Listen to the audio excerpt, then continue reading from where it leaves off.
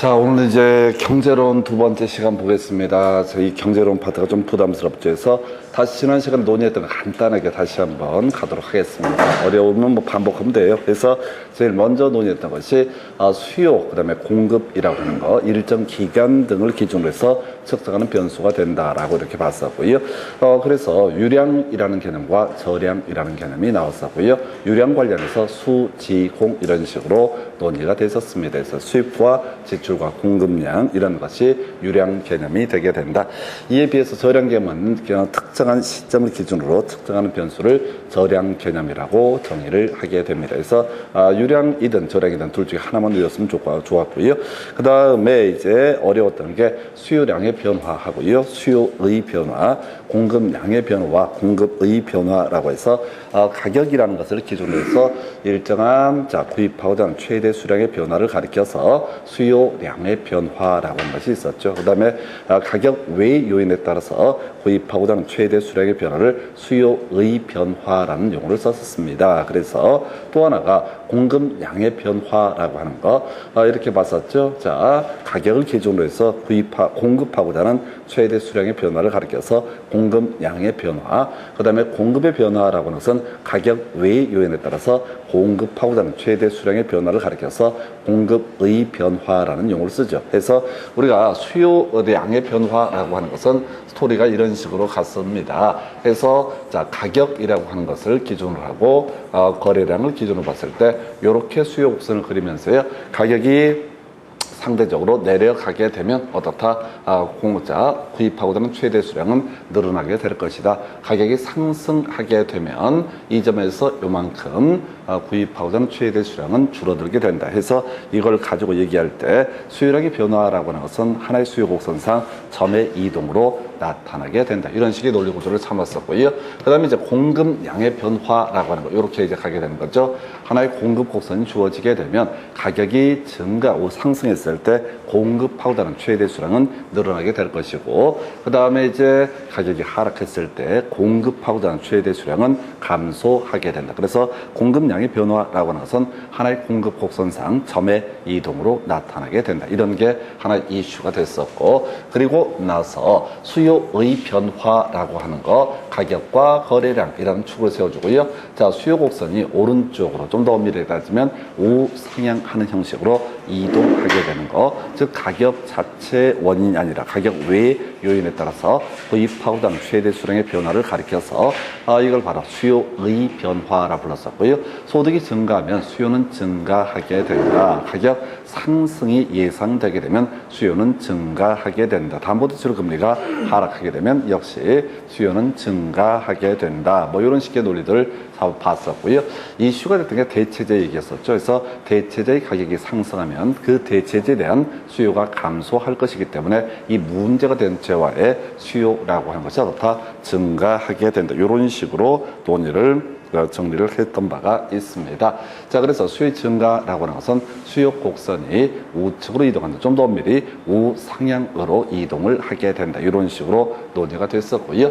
그 다음에 이제 공급이라고 하는 것, 자, 가격과 거래량이라고 하는 것을 봤을 때, 자, 공급 곡선이 하나 주어지게 되죠. 그랬을 때 공급의 변화라고 하는 것은 공급 곡선 자체가 이동하게 되는 것을 공급의 변화라는 용어를 쓰게 된다. 그래서 자, 지금 이제 규제가 완화되거나 원가가 하락하게 되면은 바로 공급이라고 하는 것은 증가하게 될 것이고, 규제가 강화되거나 혹은 어떤 경우도 존재할 수 있다. 자, 지금 또 하나 이슈 삼아야 될 것이, 자, 지금 이제 규제가 강화되거나 원가가 올라가게 되면 오히려 공급은 감소하게 될 것이다. 그래서 공급이 감소한다는 얘기는 공급 곡선이 좌상향으로 이동을 하게 된다. 이런 식의 논리 구조를 삼았던 바가 있습니다. 그래서 자, 이게 이제 기본 구조라고 살펴봤을 때 논리 구조를 이렇게 봤었고요. 그 다음에 이제 오늘 논의하게 될 게 탄력성이라고 하는 거. 이미 이제 우리가 탄력적이다라고 하는 것은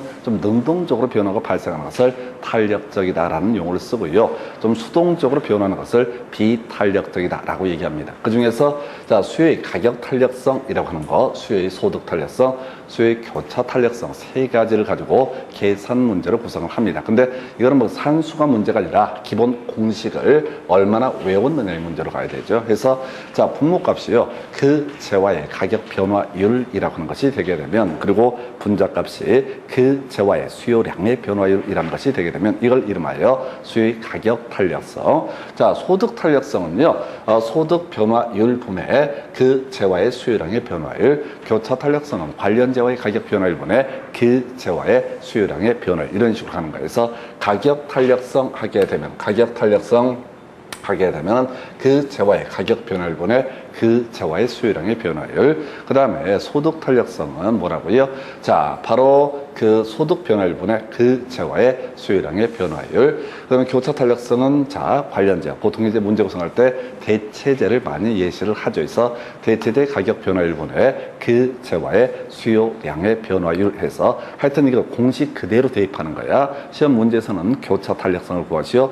혹은 자, 소득 탄력성을 구하시오. 또는 가격 탄력성을 구하시오. 또는 이제 가격 탄력성이나 소득 탄력성이나 교차 탄력성을 주면서 자, 대체재 가격 변화율을 구하시오라든가, 또는 소득 변화율을 구하시오라든가, 가격 변화율을 구하시오, 이런 식으로 이제 업어치고 맺히고 이 안에서 계속 맴맴 돌게 됩니다. 그래서 먼저 자, 수요의 가격 탄력성이라는 개념을 가지고 보면 그 재화의 가격 변화를 보내 그 재화의 수요량의 변화. 우리가 이제 미리 알고 있는 게 있었죠. 가격이 상승하게 되면 어떻다? 수요량은 감소하게 된다. 가격이 상승하고 가격이 비싸지니까 어떻다? 당연히 구입하고자 하는 최대 수량은 감소하게 될 것이다. 이게 전제가 되셔야 돼. 나중에 보면 소득이 증가하면 수요량은 증가하게 될 것이고, 대체재 가격이 상승하게 되면 역시 어떻다? 수요량은 증가한다. 이런 식으로 이제 증가 이런 식으로 가는데, 여기서는 가격이 상승하면, 가격이 올라가기는 어떻다고요? 당연히 비싸니까 적게 살 것이다. 수요량은 감소하게 된다. 요것만 좀 주의하셔야 돼. 그래서 다시 비교를 좀 하시게 되면은 가십시다. 가격이 상승하게 되면 그 재화의 수요량은 어떻다? 비싸니까 적게 살 것이다. 수요량은 감소하게 될 것이다. 그래서 가격 올라가는데 수요량이 줄어드는 모습이야. 근데 소득이 증가하게 되면 그 재화의 수요량은 증가하게 된다. 왜? 항상 정상재라는 것을 전제로 하기 때문에. 자, 대체재의 가격이 상승한다. 그럼 또 가볼까요? 어떤 재화, A라는 재화가 있고 이것에 대체재라고 하는 게 있습니다. 대체재 가격이 상승하게 되면 대체재에 대한 수요량이라고 하는 것은 어떻다? 감소하게 될 것이고, 이 수요량이 어디로 가? 그 재화의 수요량이라고 하는 것. 수요량은 어떻다? 증가하게 될 것이다. 수요가 증가하니까 어떻다? 가격도 상승하는 이런 구조로 되어 있다 해서 이게 상승 이렇게 가는데 딱 하나, 수요의 가격 탄력성, 요것만 뭐야? 상승할 때 수요량은 감소하게 된다 해서 실제 이제 문제를 풀어가실 때 사람들이 제일 힘들어하는 게 상승 다 상승이면 좋을 것 같은데 지금 이제 가격이 상승하게 되면 그 재화의 수요량은 감소하게 된다라고 할 거. 요게 하나의 이슈. 자, 일단은 수요의 가격 탄력성이라고 하는 것을 다시 가서 보게 되면요. 자, 항상 기본 공식이야. 시험 문제 구성할 때 수요의 가격 탄력성을 구하시오. 이런 식의 문제 주어지게 되면, 또는 수요의 가격 탄력성이 미리 주어지게 되면 항상 공식을 무조건 써야 돼. 가격 변화, 그 재화의 가격 변화를 보내 그 재화의 수요량의 변화율이라고 얘기하고요. 가격이 상승하면 그 재화의 수요량은 감소하게 된다.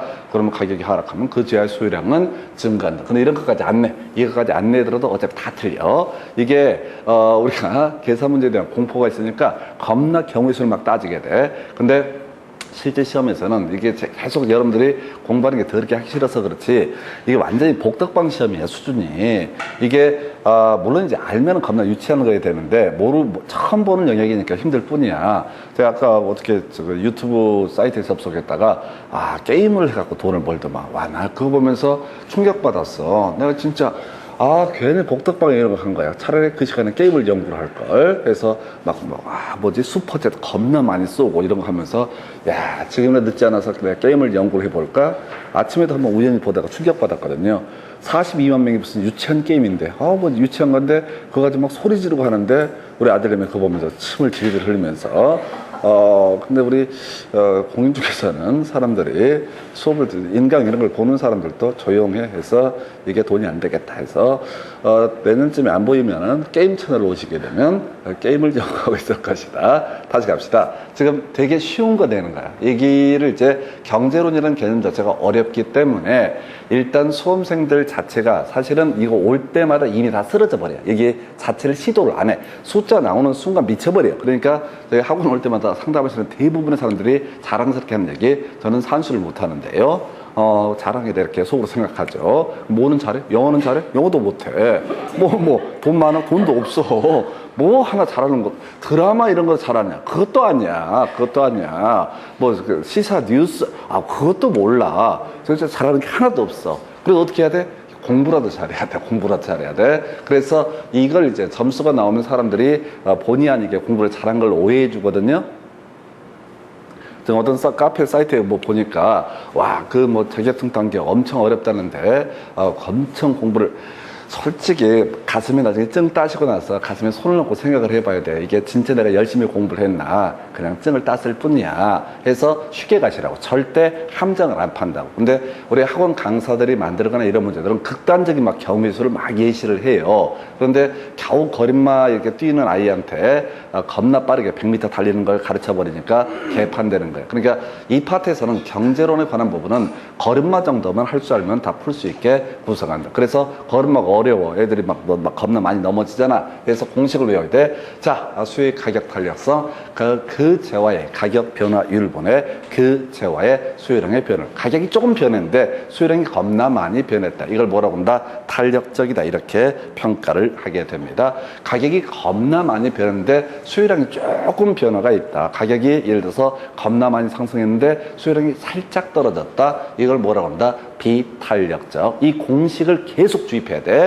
가격 변화율 분해, 그 재화의 가격 변화율 분해, 그 재화의 수요량의 변화율 해서 예를 들어서 우리가 필수품이다 라고 한번 전제를 해보겠습니다. 생필품 이런 거. 그럼 이제 가격이 좀 오른다라고 했을 때 갑자기 소비를 줄이지는 않을 것이다. 한편 사치품이라고 보통 얘기를 하나요? 약간 요즘에는 이제 꼭 그런 것도 아닌데 가격이 만약에 조금 변화했다. 가격이 좀 상승한다. 그러면 사치품은 어떻다? 지금 이제 오히려 수요량이 급격히 감소할 수 있을 것이다. 라고 하는 거에서 탄력적이다. 라고 하는 것과 비탄력적이라고 하는 것의 개념을 잡으셔야 돼. 가격을 기준, 가격 변화율을 기준으로 해서 겁나 많이 바뀐다. 그러면 어떻다? 탄력적이다. 이에 비해서 거의 변화가 없다. 오도가도 못한다. 빵을 먹는다고 치고 빵값이 오른다고 해서 오늘부터 굶을 수는 없잖아. 그래서 꾸역꾸역 먹을 수밖에 없는 상태. 이걸 우리가 뭐라고 한다? 비탄력적이다. 그래서 우리 앞에서 공부했던 주제 중에 그런 게 하나 있었어요. 별로 중요한 건 아닌데 토지의 자연적 특성을 논함에 있어서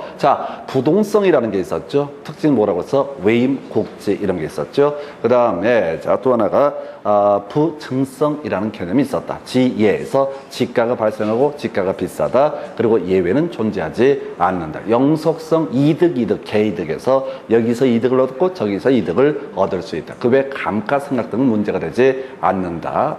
이런 얘기를 이제 들으면 이해를 한다니까. 왜? 얼마 안 됐거든. 들은 지 얼마 안 됐으니까 그렇지 이렇게. 근데 이제 한 2주, 3주 지나면 또 깔끔하게 잊어버려요. 근데 더 놀라운 건 한 번 더 들으면 애초에 자기는 처음부터 안 것처럼 무슨 얘기 하려고? 개별성이라는 얘기. 거의 안 나오는데 개별성이라고 하는 것은 세상의 물건은 딱 하나, 이 물건은 하나밖에 없다라고 전제했을 때 아무리 수요가 증가한다 할지라도 공급 입장에서는 어떻다? 비탄력적으로 공급을 하게 된다. 그래서 수요가 많다고 해서 공급량을 늘릴 수 없는 거, 이걸 우리가 비탄력적이라고 얘기를 하죠. 다시 돌아가서 다시 기본 공식 하셔야 돼.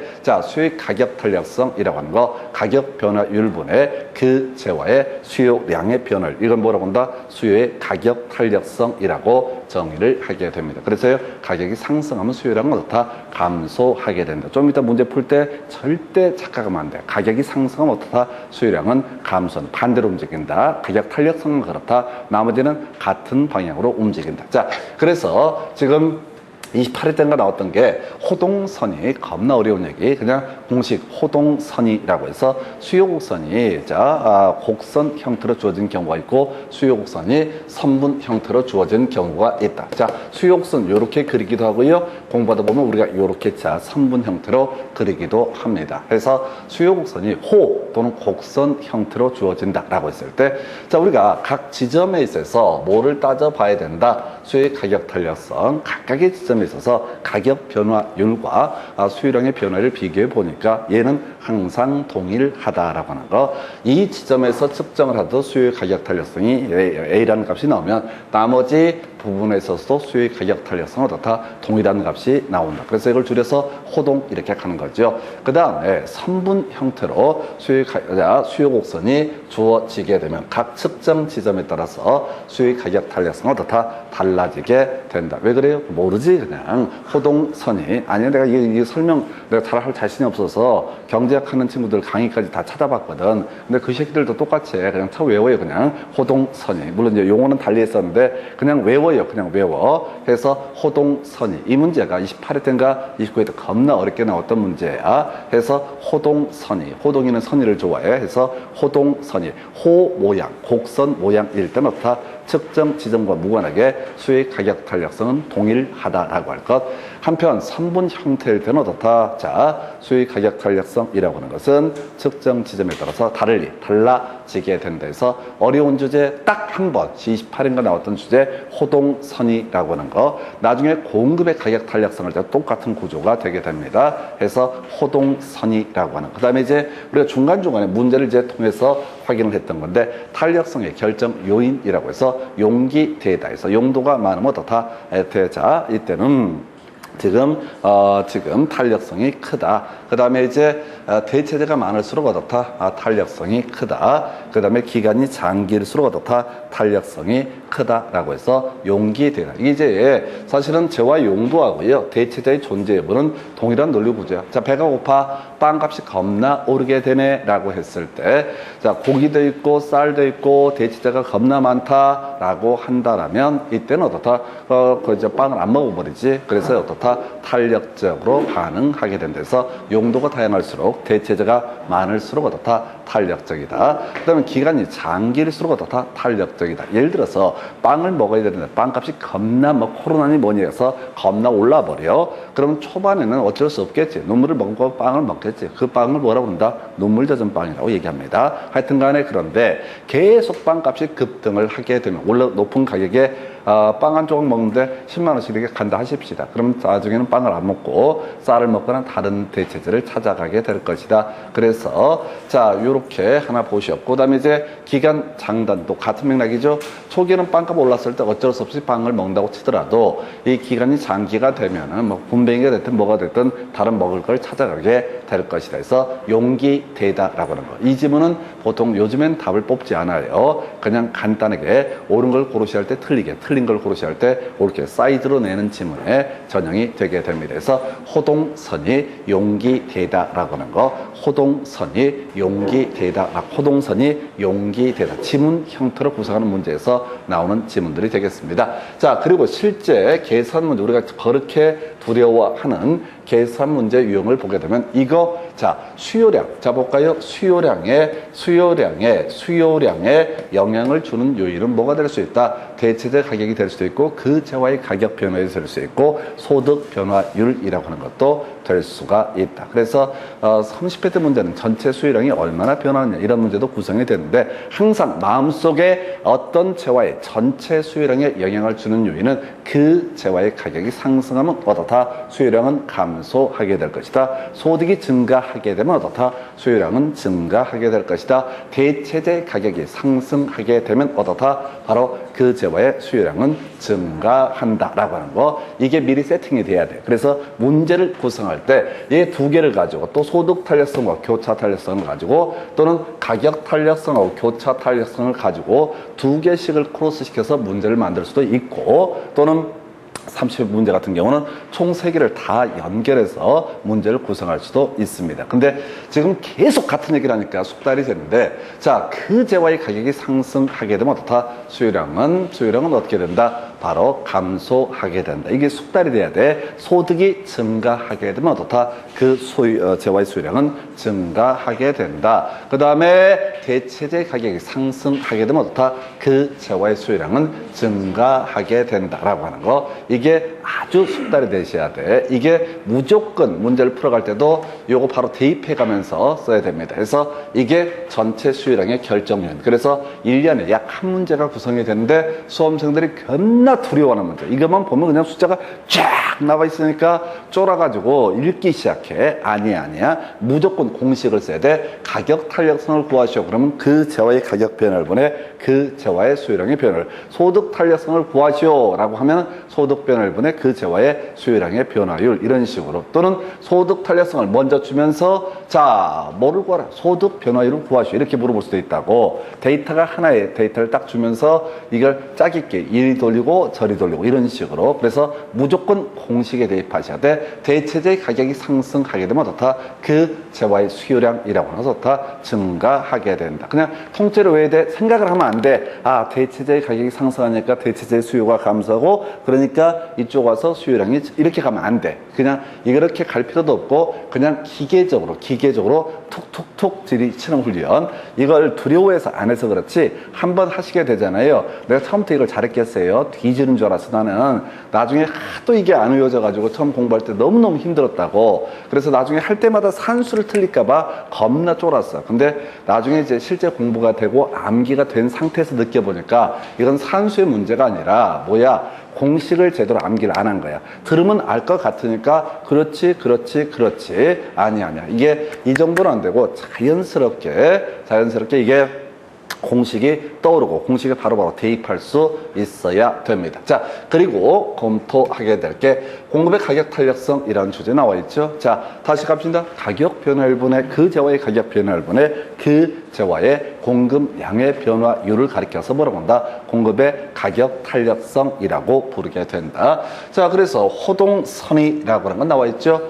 호탄력성. 자, 곡선 형태일 때는 항상 동일하다. 측정 지점과 무관하게 공급의 가격 탄력성 동일하다. 이에 대응해서 자, 선분 형태로 주어져 있을 때 공급의 가격 탄력성은 어떻다? 측정 지점에 따라서 달라지게 된다 해서 요 정도까지 호동선이라는 개념 보셨어요. 한 번만 더 정리하고 자, 다 문제 가지고 분석을 해볼까요? 자, 수요의 가격 탄력성이라고 하는 거. 자, 그 재화의 가격 변화율 보내 그 재화의 수요량의 변화율을 가리켜서 수요의 가격 탄력성. 가격 상승하면 어떻다? 수요량은 감소하게 된다. 나머지는 다 갈 필요도 없어. 저 같은 경우도 계속 경우수를 따졌는데 실제 문제는 겁나 유체계네. 두 번째 이슈, 호동선이 용기되다라고 하는 거. 자, 또 하나 전체 수요량에 영향을 주는 요인. 자, 어떤 재화에 수요량에 영향을 주는 요인은 그 재화의 가격 변화율도 영향을 줄 수 있고 소득 변화율도 영향을 줄 수 있고 그 다음에 대체재 가격이라고 하는 것도 다 영향을 줄 수 있다. 굳이 해석하면 그 재화의 가격 변화율 때문에 구입하고자 하면 최대 수량의 변화, 이건 수요량의 변화의 문제로 봐야 되고 소득 변화율이라든가 또 하나 뭐가 있다고요? 바로 여기 자, 관련재 가격 변화율분에 그 재화에 자, 구입하고자 하는 최대 수량에 영향을 주면 이런 것을 우리가 수요의 변화라고 이렇게 정의를 합니다. 그래서 수요량의 변화, 수요의 변화, 이걸 한 번에 짬뽕을 해서 구성을 하게 될 것이고요.